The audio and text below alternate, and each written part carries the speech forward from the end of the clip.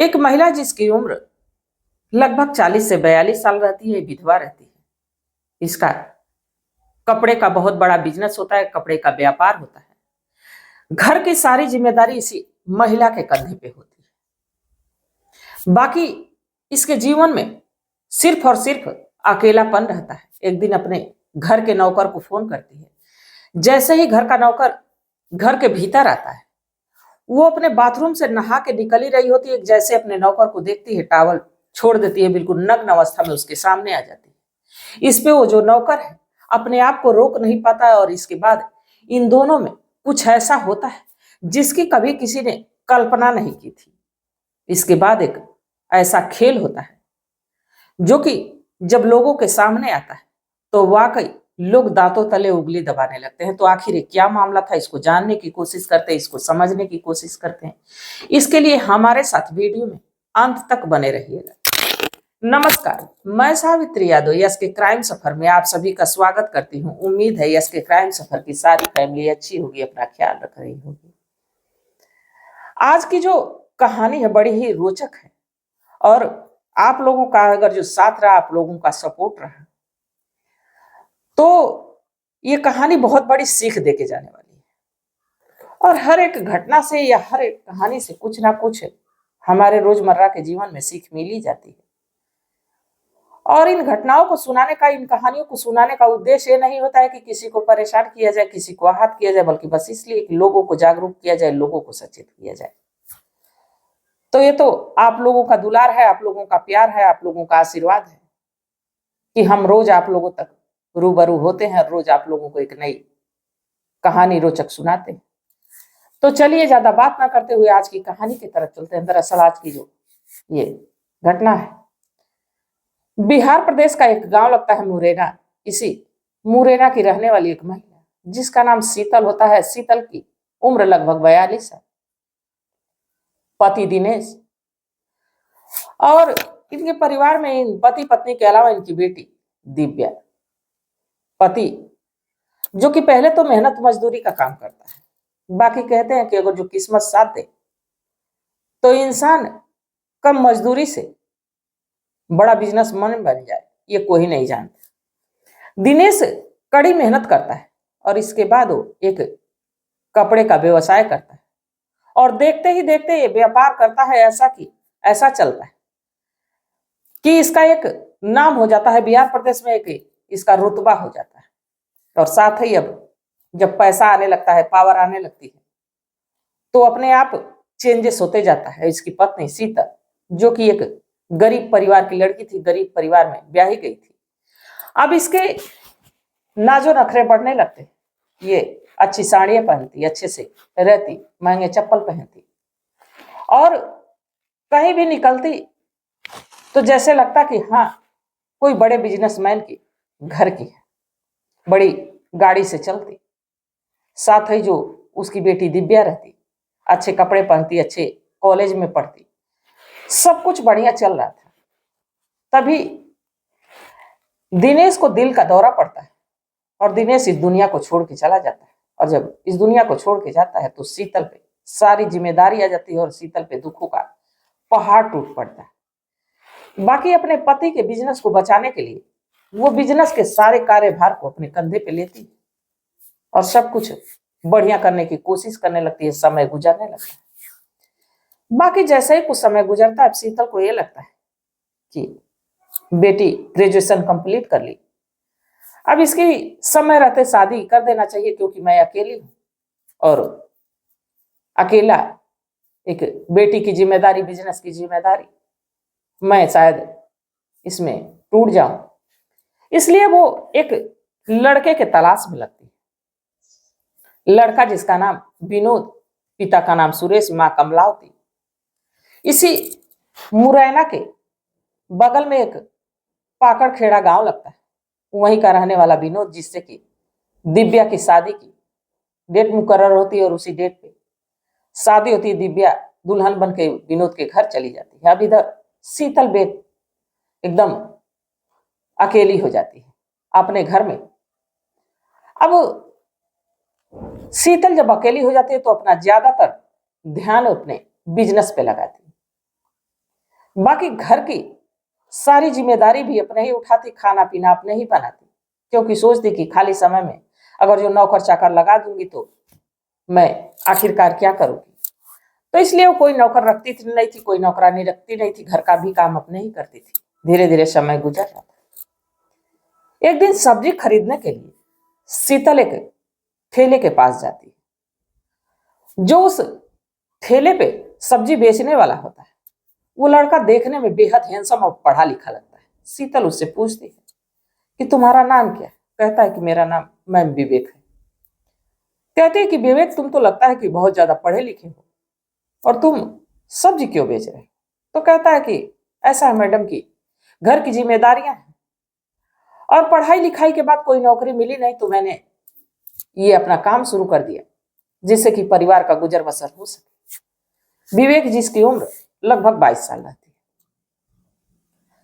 अब जब शीतल इस विवेक से हंस हंस के बात करने लगती है तो कहीं ना कहीं विवेक को अपनापन लगता है और विवेक उसको सब्जी तो देता है, पर कहता है कि मैडम, आप बहुत अमीर घराने की लगती हैं पर आपका स्वभाव बड़ा ही नरम है। आज मुझे ऐसा लग रहा है कि मैं सब्जी किसी ग्राहक को नहीं दे रहा हूं, किसी अपने को दे रहा हूं। जब ऐसी बात शीतल सुनती है तो कहती है कि तुम भी तो अपने ही हो। ऐसा है, तुम्हें कोई जरूरत हो तो जरूर मुझसे संपर्क करना। अपना विजिटिंग कार्ड देती है, वहां से सब्जी लेके चली जाती है। अगले दिन इस शीतल के नंबर पे विवेक फोन करता है कि मैडम आज सब्जी के लिए आए नहीं। तो शीतल कहती है कि मेरी तबीयत कुछ ठीक नहीं थी इसलिए आई नहीं। विवेक कहता है कि मैं आ रहा हूं। वो थोड़ी सब्जी लेता है और शीतल के घर पहुंचता है। जब शीतल के घर पहुंचता है तो जो शीतल है वो नहा के बाथरूम में से निकल ही रही होती है और जैसे ही इस विवेक को देखती है अपने टॉवल को छोड़ देती है। बिल्कुल नग्न अवस्था में उसके सामने आ जाती है एक जवान लड़का, एक खूबसूरत महिला सामने नग्न अवस्था में और मुस्कुरा रही है। इस पे विवेक भी उसके तरफ देख के मुस्कुराता है।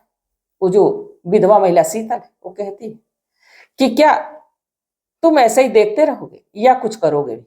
इसके बाद विवेक उठता है और शीतल के साथ उसके बेडरूम में जाता है और यहीं से दोनों के बीच एक नाजायज संबंध बनता है। दोनों एक दूसरे के साथ शारीरिक संबंध बनाते हैं और दिन भर में कई बार बनाते हैं और ये सिलसिला एक बार शुरू हुआ तो फिर अब कहाँ रुकने का नाम ले रहा है, कहाँ थमने का नाम ले रहा है लगातार।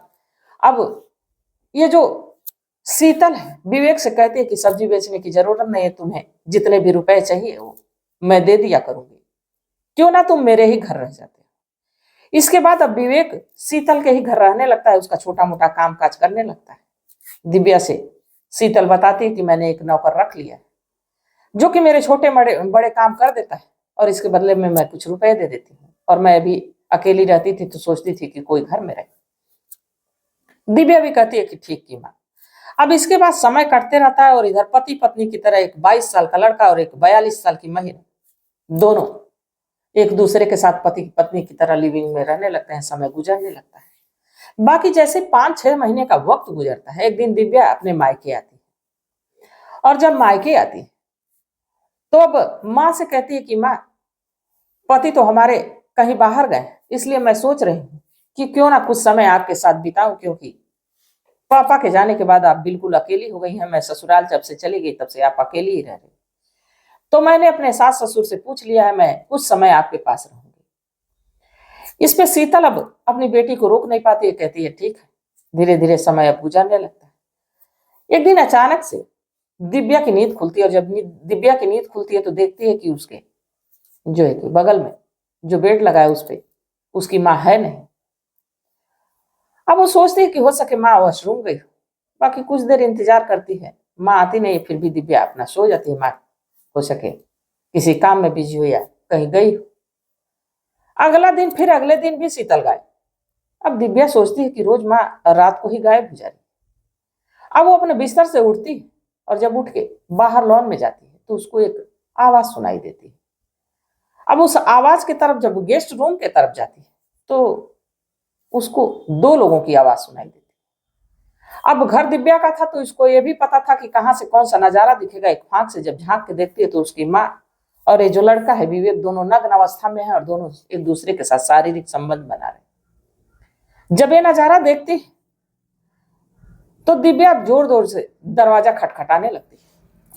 शीतल को समझ में नहीं आता कि आखिर इतनी रात को कौन दरवाजा खटखटाएगा। दिव्या तो सो रही थी और टॉवल लपेटती है, दरवाजे को खोलती है। जब सामने देखती कि दिव्या, तो मारे पसीने के तरबतर होने लगती है। इसके बाद दिव्या का हाथ पकड़ के दूसरी तरफ लेके जाती है, कहती है कि देखो, ये लड़का मुझे परेशान कर रहा था तो मैं ऐसा कर ली, तुम ऐसा वैसा कुछ ना सोचना। तो वो कहती है कि मैं तुरंत पुलिस को फोन करूंगी और तुम दोनों को मैं ये कहूंगी कि तुम दोनों ने मेरे साथ षड्यंत्र बना के मुझे मारने की कोशिश की और पुलिस तो मेरी ही सुनेगी। इसके बाद शीतल अपनी बेटी से माफी मांगती और कहती है कि ऐसा है कि मुझसे तो हो गई गलती, पर अगर जो तुम चाहो तो इस लड़के को फंसा दो, पर मुझे माफ कर दो। दिव्या कहती है ठीक है, तुरंत पुलिस को फोन करती है और कहती है कि ऐसा है कि आप लोग तुरंत मेरे घर आइए, क्योंकि मेरे घर में रहने वाला जो नौकर मेरे माँ के साथ जबरदस्ती कर रहा था। अब जब ऐसा पुलिस वाले सुनते हैं तो तुरंत पुलिस वाले शीतल के घर पहुंचते हैं। उस लड़के को उस मौके पे ही पाते हैं, उसको गिरफ्तार करते हैं। लड़का लाख कहता है कि ये हमारी दोनों की रजामंदी से ऐसा हो रहा था। बाकी पुलिस उसकी एक नहीं सुनती। शीतल भी यही कहती है कि हाँ, मेरे साथ जबरदस्ती कर रहा था। लड़का तो चला जाता है जेल के सलाखों के पीछे। बाकी उसका वकील लगातार अब उसके पक्ष में बात करता है और जैसे ही 6 महीने का वक्त गुजरता है, शीतल भी इस बात से पलटती और कहती है कि हाँ, हम दोनों ने एक दूसरे के साथ बातचीत करने के बाद संबंध बनाया, इसलिए इसकी कोई गलती नहीं, इसको रिहा कर दिया जाए। इसके बाद ये जो लड़का विवेक जेल के सलाखों से बाहर तो आता है, पर शीतल दोबारा से चाहती है कि वो मेरे पास ही रहे, मेरे साथ ही रहे। वो दिव्या से सारे रिश्ते नाते तोड़ देती है। बाकी दिव्या भी धमकाती रहती है कि तुमने मेरे पापा का बिजनेस लेके गुलछर्रे उड़ा रही हो, तमाम बातें होती है। माँ बेटी के रिश्ते में तो खटास हो जाती है। पर विवेक भी शीतल के पास लौट के नहीं आता कि अगर जो उस दिन कम से कम जान तो बच गई, नहीं तो ये भी हो सकता था कि माँ बेटी मिलके मेरी जान ही ले। तो विवेक अपने पुराने कामकाज में लग जाता है, अपने परिवार को चलाने लगता है। और ये विवेक ने अपनी कहानी जब सुनाई तो बड़ी ही ये बात को सुन के दुख लगा कि देखो, एक लड़का जिसको एक अमीर घर की महिला ने कैसे फंसाया और साथ में इल्जाम भी लगा दिया।